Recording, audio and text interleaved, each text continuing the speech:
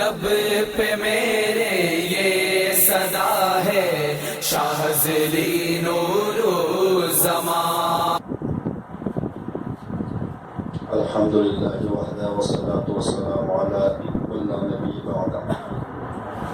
اما بعد فاعوذ باللہ من الشیطان الرجیم. بسم اللہ الرحمن الرحیم.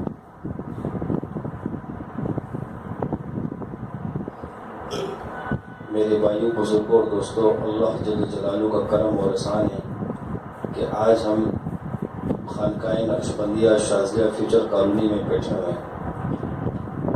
ہم سب کا آنا اللہ کی محبت میں ہے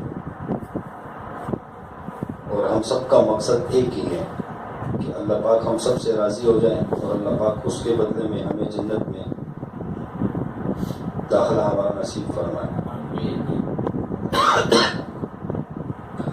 اللہ نے اس پرفتن دور میں ہم سب پر اپنا خاص فضل اور کرم کیا کہ اللہ نے ہمیں کامل شیخ کی صحبت عطا فرمائی، ان کی نسبت عطا فرمائی اور سلسلہ نقشبندیہ شاذلیہ کی نسبت عطا فرمائی. یہ اللہ کا خاص فضل ہوا. بہت سے لوگ ہیں جو مختلف دنیا کے مشاغل میں اب بھی مصروف ہوں گے، لیکن ہم یہاں چھوٹی سی جماعت مختصر سے لوگ ہیں جو خانقاہ میں بیٹھے ہیں اللہ کی محبت میں. کچھ عصر سے ساتھی آئے ہوئے، کچھ مغرب سے اور کچھ عشاء کے بعد آئے، لیکن سب کا آنا کیا ہے؟ اللہ کی رضا کے لیے کہ اللہ پاک ہم سب سے راضی ہو جائیں. اور اللہ بھی یہ چاہتے ہیں کہ میں میرے بندے جو ایسے اعمال کر کے آئے کہ میں خوش ہو کر ان کو جنت میں جگہ دے دوں، یعنی ان کے لیے جنت میں ان کو داخل کر دوں. کیونکہ انسان کے لیے اللہ نے جو جگہ بنائی ہے ہمیشہ رہنے کے لیے وہ جنت ہے. اب یہ چیزیں ہوں گی اعمال کے مقابلے میں. انسان کا عمل جس طریقے سے ہوگا، جس نے اللہ کو راضی کیا وہ جنت پہ چلا جائے گا، اور جس نے اللہ کو ناراض کیا اس کا ٹھکانہ پھر جہنم میں. اللہ پاک ہم سب سے راضی ہو جائے اور اللہ پاک ہمیں جنت کا مستحق بنائے.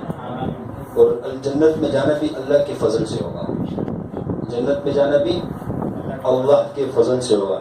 انسان اپنے اعمال پر خوش نہ ہو جاتا، کیونکہ وہ جانا بھی جنت میں اللہ کے فضل سے ہی ہوگا.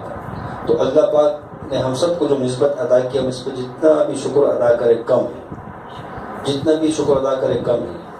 اور اللہ نے جو انسان کو دنیا میں پیدا کیا، قرآن میں اس کا مطلب ہی بتا دیا کہ انسان اور جنات کو اپنی بندگی کے لیے پیدا کیا، اپنی عبادت کے لیے. اور اللہ اتنا قریب ہے کہ ہم جب اللہ سے دور ہو جاتے ہیں تب بھی حدیث قدسی کا مفہوم ہے کہ اللہ جل جلالہ ارشاد فرماتے ہیں کہ جب میرا بندہ ایک بالش میرے قریب آتا ہے تو میں 2 بالش اس کے قریب ہوتا ہوں، اور جب وہ 3 بالش میرے قریب آتا ہے تو میں 6 بالش کے قریب ہوتا ہوں. جب وہ 1 ہاتھ میری طرف قریب ہوتا ہے تو میں 2 ہاتھ اس کے قریب ہوتا ہوں. اور جب میرا بندہ میری طرف چل کر آتا ہے تو میری رحمت اس کی طرف دوڑ کر جاتی ہے اور اسے تھام لیتی ہے. یعنی اتنا قریب اللہ ہے. بس کمی ہے تو ہمارے اندر ہے. اللہ نے جو ہمیں ایمان کی دولت سے نوازا ہے، ایمان کیا ہے؟ لا الہ الا اللہ محمد رسول اللہ. حدیث کا مفہوم ہے جس نے ایک مرتبہ اخلاص کے ساتھ اس کلمے کو پڑھا اس پر جنت واجب ہو گئی، جنت اس پر واجب ہو گئی. اور حدیث کا مفہوم ہے کہ ایک شخص نے 100 سال زندگی گزاری اور اللہ کی نافرمانی میں، اور 100 سال کے بعد ایک مرتبہ اخلاص کے ساتھ یہ کلمہ پڑھا، اللہ نے اس کے 100 سال کے سارے گناہوں کو معاف کر دیا. تو بھائی یہ اتنا عظیم کلمہ ہے، اور یہ کلمہ یہ سب سے بڑا ذکر ہے اور سب سے افضل ذکر ہے. آپ علیہ الصلوۃ والسلام نے فرمایا کہ لا الہ الا اللہ یہ افضل ترین ذکر ہے. یعنی تمام اذکار میں اس کو افضل بتایا گیا، تمام اذکار میں اس کو افضل. اور آپ کبھی کبھی ایک ذہن میں ایک چیز آتی ہے، ایمان نماز سب سے بڑا اللہ کا حکم ہے، لیکن ذکر جو ہے نا، ذکر کی برکت سے جو ہم کہتے ہیں کہ حدیث کا مفہوم ہے کہ دل صاف ہو جاتے ہیں، انسان پھر عبادت کی طرف راغب ہو جاتا ہے. تو صحابہ کی زندگی بھی ہم دیکھیں تو صحابہ سے بھی اللہ نے 13 سال ذکر کروایا.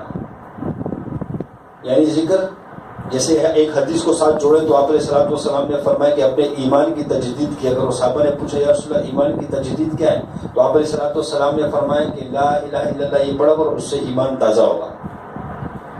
کیا ہوگا؟ اس سے ایمان تازہ ہوگا. لا الہ الا اللہ سے ایمان تازہ ہوگا. تو صحابہ سے بھی اللہ نے 13 سال ذکر کروایا. 13 سال میں کوئی حکم نہیں ہے، نماز کا حکم 13 سال کے بعد جا کر نماز کا حکم آیا. تو اس ذکر جو صوفیاء نے اس ذکر کو پکڑا ہے، کیونکہ حدیث کا مفہوم ہے کہ سب سے افضل ترین ذکر ہے، اس سے ایمان تازہ ہوتا ہے، ایمان بن جاتے ہیں۔ انسان اگر مقام ابدیت میں پہنچتے ہے تو ذکر کی برکت سے پہنچتے ہیں، اللہ کی معرفت حاصل ہوتی تو ذکر کی برکت سے حاصل ہوتی۔ جیسے فرماتے ہیں کہ انسان کا ایمان جس طرح ہوگا اس کے بقدر اس کے اعمال ہوں گے، ایمان ضعیف ہوگا تو اس کا عمل بھی ضعیف ہوگا، ایمان کبھی ہوگا تو اس کے اعمال بھی کبھی ہوں گے۔ تو ایمان کو بنانے کے لیے صحابہ سے اللہ نے 13 سال ذکر کروایا، لا الہ الا اللہ۔ تو جب صحابہ نے 13 سال اس ذکر کو کیا، اس ذکر کو کرنے کے بعد صحابہ کا ایمان جب بلندیوں کی چوٹیوں پر پہنچا تو اللہ نے جب نماز کا حکم اتارا تو صحابہ کو نماز پڑھنا آسان ہو گئی، ایسے آسان ہو گئی کہ تیر لگ رہے نماز میں لیکن نماز پڑھی جا رہی ہے۔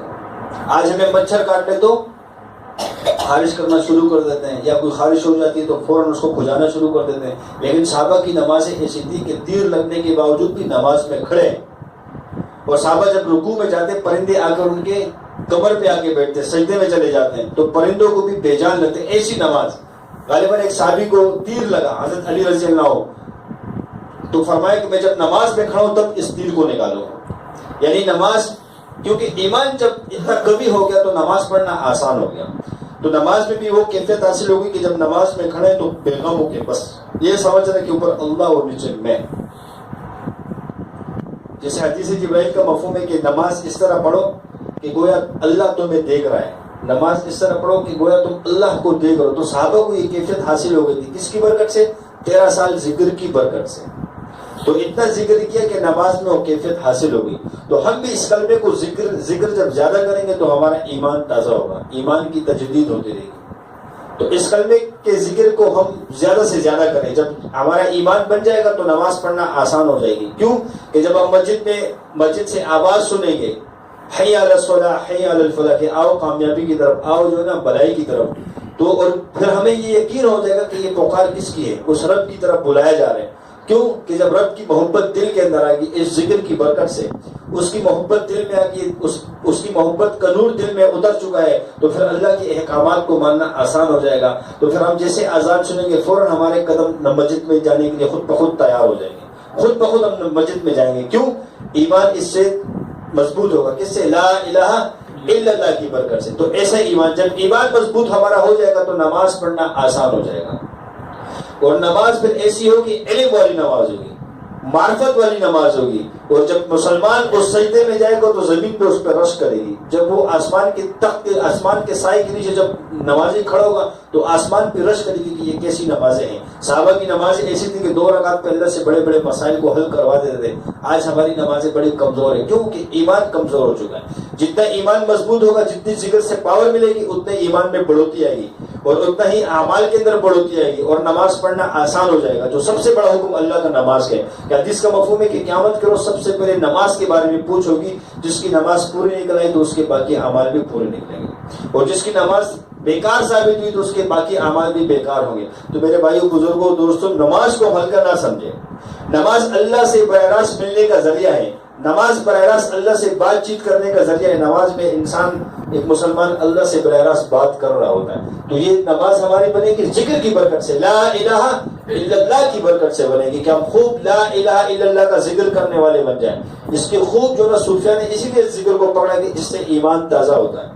تو جب ایمان میں تازگی آئے گی تو اعمال کرنا آسان، نماز پڑھنا آسان ہو جائے گی، اور نماز ہماری ایسی بن جائے گی کہ اللہ اس کی برکت سے ہمیں سمجھانا شروع کر دیں گے، اللہ حکمت بھی دے دیں گے، بصیرت بھی دے دیں گے، اور نماز کی برکت سے اللہ ہماری دنیا اور آخرت بنا دیں گے، اور اعمالوں کو بھی سنوار دیں گے، اور اعمالوں میں بھی اللہ پاک خوبصورتی پیدا کر دیں گے نماز کی برکت سے، کیونکہ نمازیں ہماری بن جائیں۔ عمر فاروق رضی اللہ کے دور کے اندر ایک عورت آئی، فرمایا امیر المومنین، میرا شوہر ہے، دن کو وہ روزہ رکھتے ہیں اور رات کا تہجد گزارے۔ یہ حضرت صاحب نے بھی ایک بیان میں فرمایا تھا کہ میرا شوہر ہے، وہ دن کا روزے دار ہے اور رات کا تہجد گزار ہے۔ تو بس یہ کہہ کر عورت چلی گئی۔ تو سامنے جو صحابی تھے تو فرمایا کہ امیر المومنین سے کہ یہ اپنے شوہر، آپ امیر المومنین نے فرمایا، حضرت عمر فاروق رضی اللہ عنہ فرمایا آپ اپنے شوہر کی تعریف کر دی۔ ساتھ میں ایک 17 سال کا بچہ کھڑا ہے، وہ بھی صحابی رسول ہے۔ فرمایا امیر المومنین تعریف نہیں کر دی گئی، باتوں باتوں میں شکایت کر دی گئی۔ کہا وہ تو تعریف کر دی گئی کہ دن کو روزہ رکھتا ہے اور رات کو تہجد پڑھتا ہے۔ تو فرمایا نہیں، شکایت کر دی گئی، مطلب یہ کہ دن کو روزہ، رات کو نماز میں کھڑا ہوتا ہے، بیوی کا حق ادا نہیں کرتا۔ تو فرمایا کہ اللہ نے یہ راز تم پر کھولا، بلاؤ ان کو. جب وہ بلایا ان کو تو پھر اس چھوٹے سے بچے سے کہا کہ اب تم اس کا فیصلہ کرو، کیونکہ یہ راز تم پر اللہ نے کھولا، ابھی تم اس کو فیصلہ کرو. تو وہ چھوٹا سے بچہ 17 سال کی عمر کا، تو اس نے کیا فیصلہ کیا؟ فرمایا کہ اللہ نے قرآن میں 4 بیویوں کا حکم دیا ہے، تمہاری ایک بیوی لہذا 3 دن تم اللہ کی عبادت کرو، 1 دن اس کو. 3 دن، ہر 3 دن اللہ کے، 1 دن بیوی کا، ہر 3 دن اللہ کے، 1 دن بیوی کا. تو ایسے بہترین فیصلہ کیا، ایسے بہترین فیصلہ کیا تو امیر المومنین اتنے خوش ہوئے کہ اس کو قاضی مقرر کر دیا. تو کسی نے پوچھا کہ امیر المومنین آپ نے چھوٹے بچے 17 سال کی عمر کے بچے کو آپ نے قاضی بنایا، یعنی جج بنایا؟ تو فرمایا فقیہ ہے، فقیہ. تو یہ کیا؟ اللہ نے ایسے علم دیا ایمان کی وجہ سے. ایمان بنا، نماز بنی، اللہ نے ایسا علم بھی دیا. اور آپ علیہ السلام جب گھر سے نکل رہے ہیں اور کفار نے آگے سے گھیرا ڈالا ہوا ہے تو آپ علیہ السلام نے سورۃ یاسین کی آیات پڑھ ان کی طرف دم کی، اللہ نے ان کو اندھا کر دیا، تو وہاں سے نکل گئے تھے. یعنی آپ علیہ السلام نے دعاؤں کا بھی اہتمام کیا، اذکار کا بھی اہتمام کیا. تو ہم بھی دعاؤں کا اہتمام کریں، اذکار کا اہتمام کریں. جب ہم دعائیں اور اذکار کثرت سے کریں گے اللہ اس کے اندر وہ تاثیر پیدا کر دے گا. آپ علیہ السلام لیٹے ہوئے ہیں، ایک یہودی ہے اوپر سے تلوار پکڑی، فرمایا اب آپ کو مجھ سے کون بچائے گا؟ تو آپ علیہ السلام نے فرمایا اللہ. جیسے آپ کو فرمایا اللہ، تو یہ اللہ کا نام سنتے ہیں اس کے ہاتھ سے تلوار گر گئی. پھر آپ علیہ السلام نے تلوار اٹھے، بتا تجھے مجھ سے کون بچائے گا؟ تو کہا مجھے کلمہ پڑھا، تو پاؤں میں لگے، مجھے معاف کر. یعنی اللہ کی ضرب لگی، کیا لگی؟ اللہ. اس اللہ کے ضرب پہ اتنی پاور آ گئی کہ اس کے ہاتھ سے تلوار گر گئی. تو ہم بھی جب کثرت سے ذکر اذکار کریں گے تو اللہ اس کے اندر وہ پاور ڈال دے گا، وہ تاثیر پیدا کر دے گا اللہ. جیسے کہ ہم مثال کے طور پہ اپنے حفاظت کے لیے دعا پڑھتے ہیں، جب ہم اس کو کثرت سے کرنے لگیں گے تو اللہ اس کے اندر وہ تاثیر پیدا کر دے گا. اللہ پاک اس دعاؤں کی برکت سے ہماری حفاظت کرے گا، اس دعاؤں کی برکت سے اللہ پاک ہماری حفاظت کرے گا. غالباً شب جمعہ میں ایک بزرگ سے سنا تھا، فرمایا کہ حضرت انس رضی اللہ عنہ ایک دعا کا اہتمام کرتے تھے. آپ علیہ السلام نے ایک دعا سکھلائی تھی. تو ایک بار تب آپ علیہ السلام کی خواب میں زیارت ہوئی. فرمایا کہ کیا بات ہے انس ہمارے پاس آتے نہیں؟ فرمایا یا رسول اللہ دل تو بڑا کرتے. تو آپ علیہ السلام نے فرمایا کہ اس دعا کو پڑھنا چھوڑ دو. فرمایا اس دعا کو پڑھنا چھوڑ دو جو دعا انس کے نام سے مشہور ہے. تو جب اس کو پڑھنا شروع کیا تو بالکل موت ہے روح کر سکے، لیکن اس دعا کی برکت سے موت کا فرشتہ بھی قریب نہیں آتا تھا. یعنی ایسی دعا. اور حجاج بن یوسف کو تو مشہور واقعہ ہے نا کہ 70 صحابوں کو شہید کیا. جب انس رضی اللہ عنہ کو شہید کرنے آتے تھے تو دیکھتے تھے تو ان کے کندھوں پہ 2 شیر نظر آتے تھے، وہ جیسے منہ کھولتے تھے وہ چلے جاتے. تو کسی نے پوچھا حجاج بن یوسف سے کہ آپ نے اتنے صحابوں کو شہید کیا، حضرت انس بن مالک رضی اللہ عنہ کو کچھ نہیں کہتا ہوں. تو وہ کیا کہنے لگا؟ کہا میں جب بھی ان کو قتل کرنے کے ارادے سے جاتا ہوں تو سامنے 2 شیر منہ کھولتے ہیں، مجھے ڈانٹتے ہیں، مجھ پہ حملہ کرنے کی کوشش کرتے ہیں، میں ڈر جاتا ہوں کہ مجھے کھا نہ لے، میں ہٹ جاتا ہوں. یہ دعا کی برکت تھی جس کو ہم موقل بھی کہہ سکتے ہیں. یہ دعائیں تو کثرت سے جب ہم دعاؤں کا اہتمام کریں گے، ذکر اذکار کے اہتمام کریں گے تو اللہ پاک ہمیں روحانی پاور دے دے گا. اللہ پاک ہماری روحانیت کو بنا دے گا. اللہ پاک ہماری روح کو مضبوط کر دے گا، روح کی پرواز شروع کر دے گا. اللہ پاک ہمیں روحانی طور پہ طاقت دے دے گا. کیا دے دے گا؟ طاقت. وہ تھے نا ایک صحابی رسول خالد بن ولید رضی اللہ عنہ کہ 1 لاکھ مجمع کے اندر فوج کے اندر کھڑے ہو کے للکار رہے فوج کو، کیا تم 1 لاکھ سے لڑنے کے لیے میں اکیلا کافی؟ کیوں کہ ہم اللہ کا ذکر کرتے ہم زندہ ہے، تم ذکر نہیں کرتے مردہ. یعنی ذکر کی پاور کی برکت سے 1 لاکھ کے ساتھ اکیلے لڑ رہے صحابی رسول. تو ہم بھی جب ذکر کثرت سے کریں گے، جو ہمارے بڑوں نے ہمیں ترتیب دی اس ترتیب کو چلیں گے، اس ترتیب پر لے کر چلیں گے تو اللہ پاک ہمیں بھی نورانیت دے دے گا. اللہ پاک ہماری نورانیت کو بھی کمی کر دے گا، مضبوط کر دے گا. تو ہم اپنے اشغال کے اندر، اپنے وظائف کے اندر، اپنے معمولات کے اندر سستی نہ کریں. ذکر کو شوق سے کریں. ذکر جو ہے اللہ سے بات کرنا ہے، اللہ کی بڑائی بیان کرنا ہے، تو ذکر کو ہم شوق سے کریں. جب ذکر کو شوق سے کریں گے تو ہر مسلمان کا، ہر انسان کا ہمارے دل کے اندر اللہ پاک درد پیدا کر دیں گے، حتیٰ کہ جانور کا بھی درد پیدا کر دیں گے. جیسے کہ حضرت ابو ہریرہ رضی اللہ تعالیٰ عنہ مسجد میں بیٹھے ہوئے ہیں تو آپ علیہ السلام نے آواز دی، کہا ابو ہریرہ اٹھے نہیں. دوسری بار آواز دی، اٹھے نہیں. تیسری بار آواز دی، جب اٹھ کے چلے گئے تو سامنے سے دامن پھٹی ہوئی. تو آپ علیہ السلام نے فرمایا اے ابو ہریرہ تمہاری دامن کیوں پھٹی ہوئی ہے؟ فرمایا یا رسول اللہ میں بیٹھا ہوا تھا تو میرے دامن پہ بلی بیٹھی ہوئی تھی. جب آپ نے ایک دفعہ آواز دی, میں نے کہا کیا کروں, بلی سوئی ہوئی اس کو جگاتا ہوں تو اس کی نیند خراب ہوتی ہے اور دیکھتا ہوں تو آپ علیہ السلام کا فرمان بھی نہ ٹوٹے. جب دوسری دفعہ تیسری دفعہ آپ نے آواز دی, میں نے اپنے دامن کو پھاڑ دیا کہ بلی کی نیند بھی خراب نہ ہو اور آپ علیہ السلام کے فرمان بھی پورے. یعنی جب ہم ذکر کریں گے تو اللہ ہمارے اندر خدمت کا جذبہ پیدا کرے گا. انسان تو کیا, پھر بندہ جانور کی بھی خدمت کرے گا, اور اس کی برکت سے اللہ پھر ہمارے عمل کے اندر اخلاص پیدا کر دے گا. کیوں کہ انسان کے اندر پہلے ریا آتا بھی ہے. اگر کوئی یہ کہے کہ نہیں انسان ہے, کمزور ہے, آ جاتا ہے ریا, میرے کو اللہ نے یہ دیا, میرے پاس یہ, لیکن جب وہ سمجھ جاتے ہیں نسبت والے کہ مجھے اللہ نے اس سلسلے کی برکت سے دے, ذکر کی برکت سے دے, تو آٹومیٹک جب وہ مخلص ہوتا ہے اس کے اندر اخلاص آ جاتا ہے اور ہر چیزوں کی قدر خود بخود آ جاتی ہے. اور اخلاص والے ہدایت کے چراغ ہیں. آپ علیہ السلام نے کیا فرمایا, جس کا حکم ہے اخلاص والے ہدایت کے چراغ ہیں.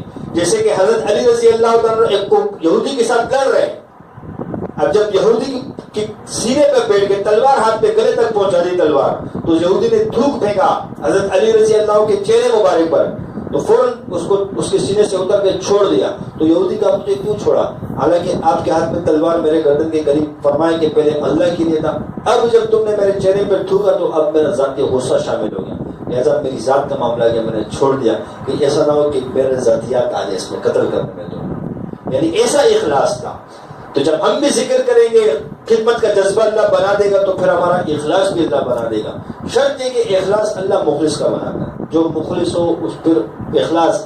تو ہم ذاتی طور پہ بھی کوشش کریں کہ ہر عمل کو شروع کرنے سے پہلے اپنے نیت کو دیکھ لیں کہ ہماری نیت میں کوئی ریا کو شبہت ہو نہیں, تو اخلاص کو پیدا کریں.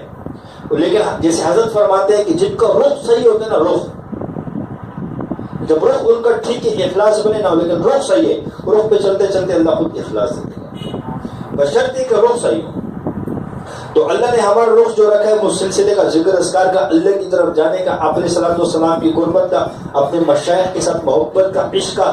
تو جب ہمارا رخ صحیح ہے تو اللہ اخلاص پیدا کر دے گا. لیکن ہمارا رخ مفاد پرست ہو, نہ ہمیں شیخ کی ضرورت ہے, نہ آپ علیہ السلام کی ضرورت ہے, نہ اللہ کی ضرورت ہے, بس ایک مفاد ہے وہ حاصل ہو گیا, تو ہمارا رخ ٹھیک نہیں ہے, تو پھر ہمیں اخلاص نصیب نہیں ہوگا. اور ہمارا جب رخ صحیح ہوگا, اخلاص نہ ہو بلکہ اندر, تو اللہ اس رخ کی برکت سے اخلاص نواز دے گا. اللہ پاک اخلاص کی توفیق بھی دے دے گا. تو ہم ہر عمل کے اندر ہمارے اخلاص پیدا ہو جائے. کیا پیدا ہو جائے؟ اور امت کا غم ہمارے اندر پیدا ہو جائے. جہاں امت پریشان نظر آتی ہو, ہم کس طریقے سے ان کی جا کے خدمت کر سکتے ہیں, کس طریقے سے ان کی ہم جو نا پریشانی کو دور کر سکتے ہیں, اس کا غم پیدا ہو جائے.